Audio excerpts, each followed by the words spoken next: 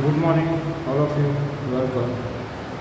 આજે આપણે ધોરણ 12 સાયન્સની અંદર જનીન સંકેતના ગુણધર્મો, જનીન સંકેતના ગુણધર્મોની અંદર ખાસ કરીને આપણે જોઈએ તો સર્વવ્યાપી જનીન સંકેત હોય છે. એક થિયરી, બે થિયરી છે.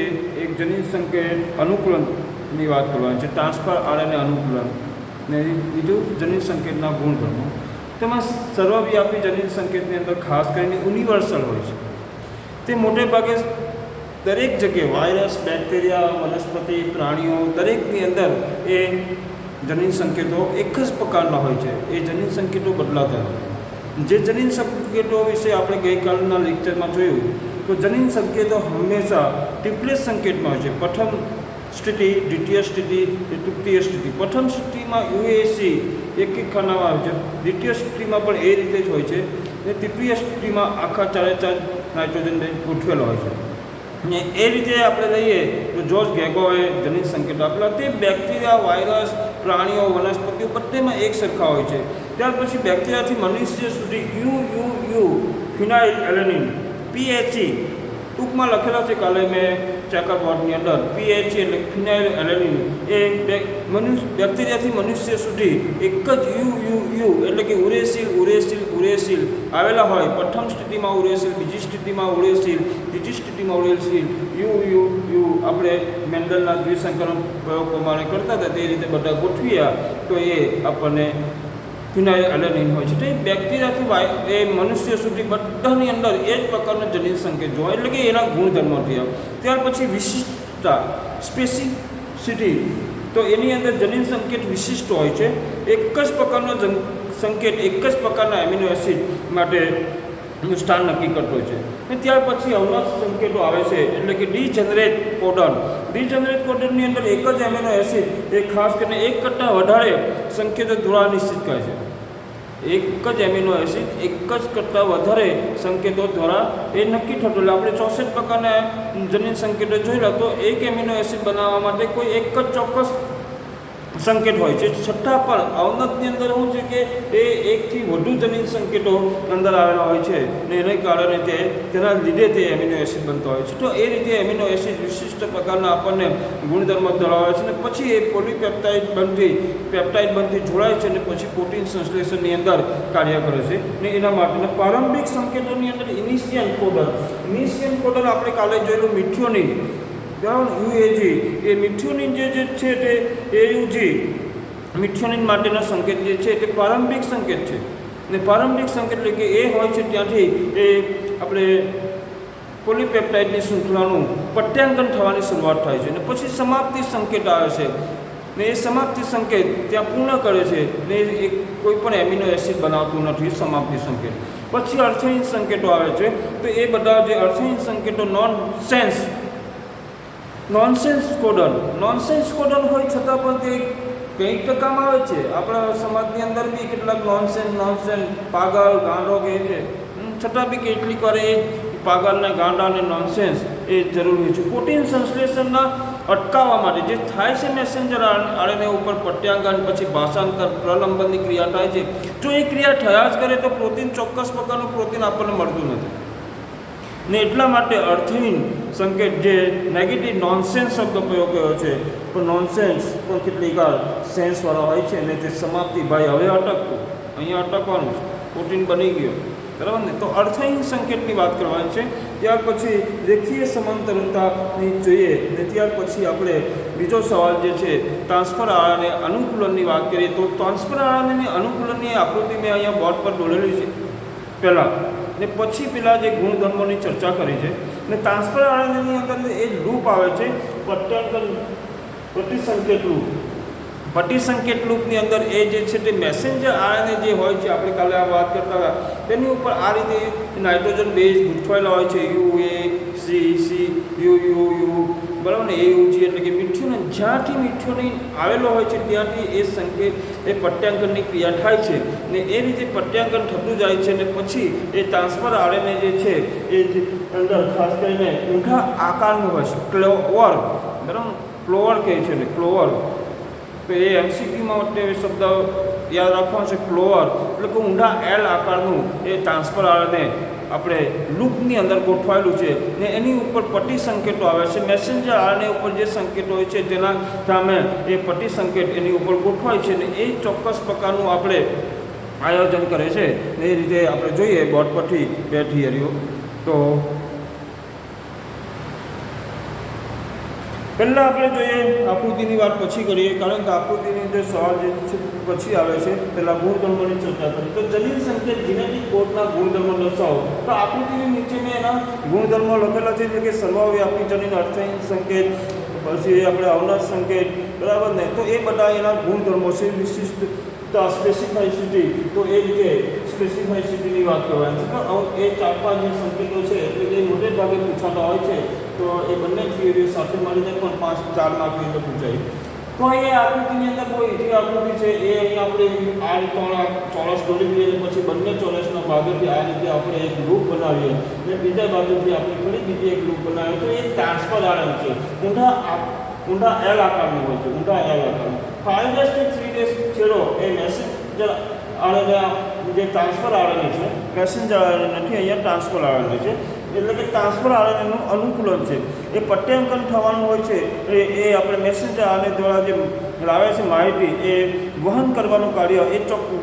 દરેક ટ્રાન્સફર આરએનએ પણ દરેક એમિનો એસિડ માટે અલગ અલગ હોય છે. એ આપણે જોઈશું પછી બીજી થિયરી. તો એ રીતે અહીંયા આપણે જોઈએ છે. તો એ જે છે તે પછી બીજા સવાલની ટ્રાન્સફર આરએનએના અનુકૂલનમાં જોઈએ. તો એને અંદર ખાસ કરીને ટ્રાન્સફર આરએનએ બતાવે છે. ટ્રાન્સફર આરએનએ છે, પટ્ટી સંકેત લૂપ છે.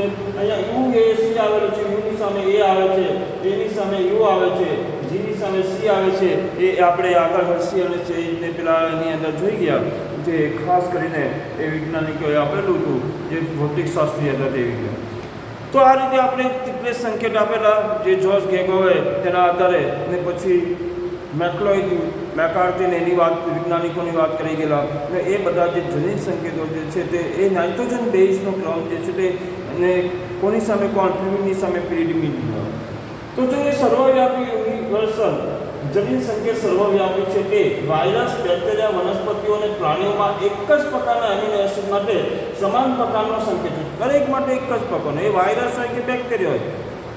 એટલે આપણે અત્યારે કોરોના કાળ છે તો એનો જે વાયરસ છે એટલે એ વાયરસના જે એમિનો એસિડ હોય છે એ આપણા શરીરમાં પણ એ જ પ્રકારના એમિનો એસિડ હોય છે ને એટલા માટે તો એ સમય જતાં આપણે એને બદલી શકીએ. પેલા કોષ વિભાજનની ક્રિયા થાય કે કોઈ બીજી પ્રતિકૃતા આપણે ઉત્પન્ન કરીને એના એમિનો એસિડનો ક્રમ બદલી કાઢીએ અને એને કારણે કેટલીક વાર એ સમાપ્ત થાય છે. તો એ રીતે આપણે કરી શકીએ. એ સંશોધનનો વિષય છે. બેક્ટેરિયાથી મનુષ્ય સુધી ફિનાઇલ એલેનિન PHE સંકેતન કરે. PHE એ એલેનિન. તો પ્રથમ સુધી, દ્વિતીય સુધી, તૃતીય સુધી પેલા ચેકર બોર્ડ પરથી એ લખાય છે. વિશિષ્ટ સ્પેસિફાઇસિટી એટલે કે જનીન સંકેત વિશિષ્ટ છે. એક જ પ્રકારનો સંકેત, એક જ પ્રકારનો એમિનો એસિડ સ્થાન નક્કી કરે છે. એક જ પ્રકારનો એમિનો એસિડ, એક જ પ્રકારની સાથે. તો કેટલાક એવા એમિનો એસિડ ઘણા બધાની સાથે જોડાતા હોય ને પછી એમિનો એસિડ બનાવતા હોય. સંકેતો ભેગા થઈને કાર્ય કરતા હોય. કોઈ મોટું કાર્ય હોય તો બધાએ ભેગા થવું પડે ને, તેવું જ અહીંયા પણ છે. અવનત સંકેત એટલે કે ડીજનરેટ કોડન એક જ એમિનો એસિડ એક કરતાં વધારે સંકેતો દ્વારા નિશ્ચિત થઈ શકે છે, નક્કી કરતો છે. એક જ પ્રકારનો એમિનો એસિડ નક્કી કરતો. બંને અવનત સંકેત વિશિષ્ટતા સંકેત વિશિષ્ટ છે. એક જ પ્રકારનો સંકેત એક જ પ્રકારનો એમિનો એસિડ નક્કી કરે છે. જે પહેલામાં ઘણા બધા ડીજનરેટની અંદર.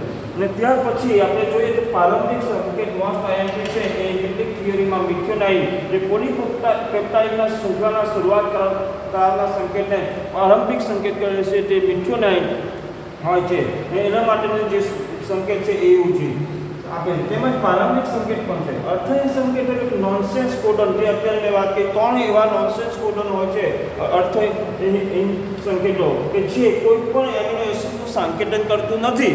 એમિનો એસિડનું સંકેતન કરતું નથી પણ પ્રોટીન સંશ્લેષણની જે ક્રિયા થતી હોય છે તેને અટકાવવાનું કાર્ય કરે છે. તેઓ પ્રોટીન સંશ્લેષણની સમાપ્તિ સૂચવે છે, માટે સમાપન સંકેતો છે. તો સમાપન સંકેતો એટલે કે મોસ્ટ આઈએમપી એ આપણે એને કહી શકીએ MCQ માટે એ 2 સંકેતો યાદ રાખો. થોડા ઘણા 8-10 સંકેતો જે છે જનીન સંકેતો યાદ રાખો તો થોડો ફાયદો થાય. રેખીય સમાંતરતા એટલે શું? જનીન સંકેતનો ક્રમ અને પ્રોટીન અણુમાં રહેલા એમિનો એસિડનો ક્રમ રેખીય રીતે, એટલે કે જનીનો રેખીય રીતે કીધું છે, રંગસૂત્રોમાં ગોઠવેલા છે, તેમ આ પણ રેખીય સમાંતરતા ધરાવે છે, અને એ જે જનીન સંકેત છે એ જ જનીન છે. બરાબર. તો એ ત્યાર પછી બીજો સવાલ છે, ટ્રાન્સફર આરએનએ અનુકૂલન અણુ તરીકેની કાર્ય પદ્ધતિ સંક્ષિપ્તમાં વર્ણવો. બરાબર. તો એ 4 માર્કમાં પૂછાય છે. આકૃતિ સહી.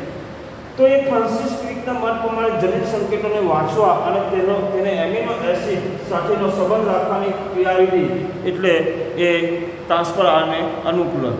તો એ રીતે આપણે જોઈએ તો એમિનો એસિડમાં કોઈ સંરચનાત્મક વિશિષ્ટતા નથી હોતી કે જે દ્વારા તે જનીન સંકેતને ઓળખી શકે. જનીન સંકેતને એવું કોઈ બંધારણ નથી, સંરચનાત્મક એટલે કે એવી કંઈ વિશિષ્ટતા નથી કે તે જનીન સંકેતને ઓળખી શકે. તો તેના માટે શું કર્યું કે એના માટે ખાસ કરીને ચોક્કસ પ્રકારના ટ્રાન્સફર આરએનએ અનુકૂલનની હાજરી પ્રસ્થાપિત કરે છે.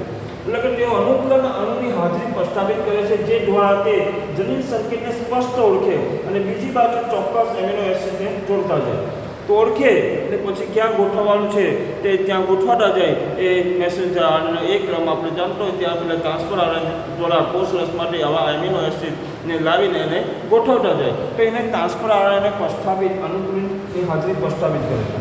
ટ્રાન્સફર આરએનએમાં એક પ્રતિસંકેત રૂપ ટ્રાન્સફર આરએનએ એટલે કે એસઆરએનએ એટલે કે સોલ્યુબલ આરએનએ એટલે કે મેં અત્યારે કોષરસની વાત કરી તે અનુકૂલન અણુ તરીકે કાર્ય કરે છે. ટ્રાન્સફર આરએનએ સોલ્યુબલ આરએનએ જે કોષરસ માટે પેલા મેસેન્જર આરએનએ પર લઈ જાય તો સોલ્યુબલ હોય તો ટ્રાન્સફર એટલે કે વહન કરે છે તે તો એ પેલા મેસેન્જર આરએનએ આખી રેખીય રીતે 5'3' બતાવે છે. પણ ટ્રાન્સફર આરએનએ પણ એની અંદર પણ આ રીતે 5'3' બહુ સૂક્ષ્મ હોય છે. એ જે કોષરસમાંથી કોઈ પેલા એને અણુ પ્રસ્થાપિત કરે છે, અનુકૂલન તરીકે ગોઠવાય છે અને તે ત્યાં ગોઠવાય છે. Transfer RNA S soluble RNA અનુકૂલન અણુ તરીકે કાર્ય કરે છે. ટ્રાન્સફર આરએનએમાં એક પ્રતિસંકેત લૂપ આવેલું હોય છે, એન્ટીકોડન પ્રતિસંકેત લૂપ આ રીતે લૂપ ગોઠવાયેલું હોય છે. એ જે હોય છે ત્યાં એ એન્ટીકોડન જોવા મળે છે જ્યાં સંકેતના પૂરા બેઝ આવે બધા જ બેઝ સંકેતન માટેના આવે છે અને તેમાં એમિનો એસિડ સ્વીકાર છેડો આવેલો હોય છે જેનાથી તે એમિનો એસિડ સાથે જોડાય છે. પ્રત્યેક એમિનો એસિડ માટે વિશિષ્ટ ટ્રાન્સફર આરએનએ હોય છે.